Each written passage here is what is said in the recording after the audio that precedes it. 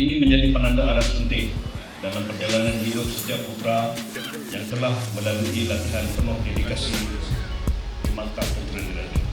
Setiap langkah kawat yang dihayunkan hari ini melambangkan ketahanan fizikal dan mental. Setiap barisan yang tersusun rapi membuktikan keupayaan anda untuk bertindak sebagai satu pasukan. Inilah asas kekuatan tentera, yaitu disiplin, kepatuhan, kesetiaan dan kebersamaan. Syabas dan tahniah ucap kepada semua yang berjaya menyelamatkan keadaan yang cemerlang pada hari ini.